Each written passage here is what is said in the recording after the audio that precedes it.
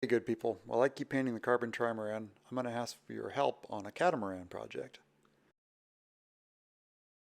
This is Cosmo. He's a talented sailor, an America's Cup boat builder, decent fisherman, and we generally go have fun adventures together. He called and said, "Hey, we need to go look at this lady's partially finished catamaran project. Her husband has died and she needs somebody to take on this boat." Kent designed this boat and they built her in Alameda and then moved their home and the boat up to the Sierras about an hour north of Lake Tahoe. That's where we found her. A mutual friend of Ann's figured out Cosby was an expert level monohull builder, and Coz called me because I know multi-hulls. We went in and found that Kent had drawn full set of plans for his boat, and it was built to these specifications. It's a light ship, expected to be in about the 9,000 pound range for a 40-something footer. He designed for high performance with mostly flat bottoms and fairly narrow hulls, and not much in the water. We spent about a half hour poring over the photos of his extremely detailed and meticulous construction techniques. Nice job with laying out his forms and cedar strip planking the hulls. It's a beautiful job. You can barely make it out here in these photos, but up close and personal, the stuff looks really nice. This is the same way Ravenswing was built, so I know it's tough, sturdy, and very light. The hulls are cold molded cedar strip planked from the bottoms up to the hard chine, and then he used a really nice plywood system over stringers for the top sides. We couldn't figure out exactly where he planned to place engines, and that's not built out yet, so the new builder would have complete flexibility on propulsion here. And to test his design, they first built this little power cat.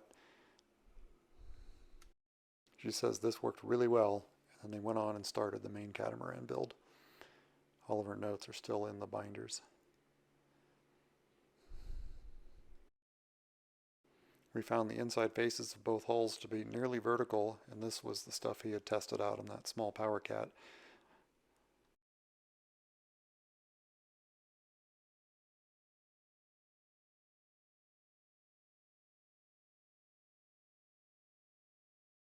This is the 2-layer plywood topside sheathing, and that's important because on the starboard hull, some of this still needs to get finished.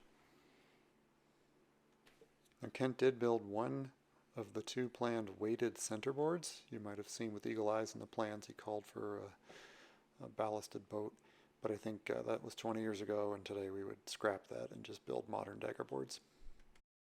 Once we climbed inside, we found it's definitely the skinny hulled, faster performance orientation like the old long Outremer's. He had done most of the plumbing.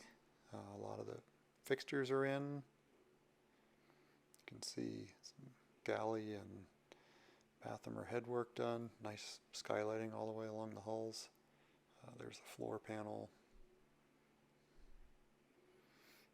Some cabinetry built, although some of it I think should be redone.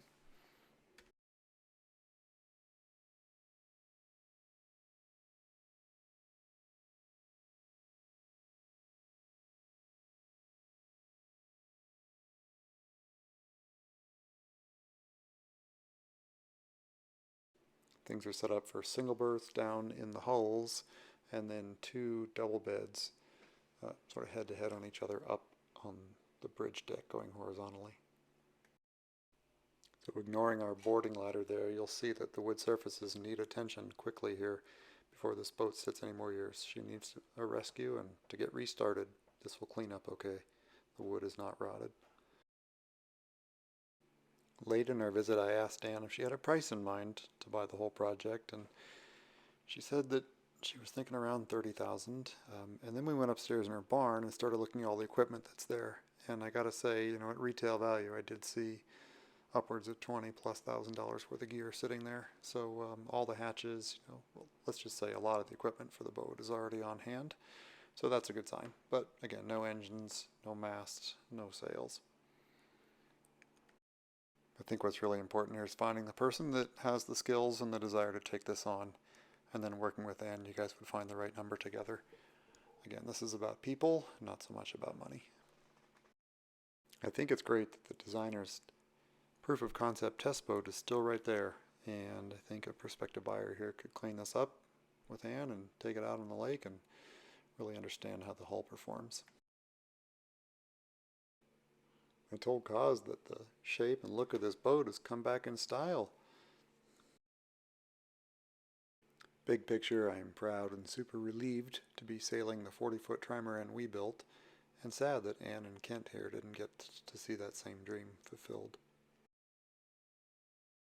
I am not brokering or selling here, just putting Ann's story out there.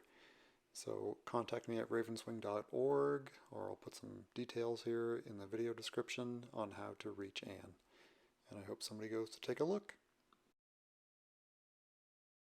And here's a little teaser to say yes, in fact, the F-25C is getting into final paint. We'll see that next time, as soon as I can get the editing done. Thanks for watching, you guys.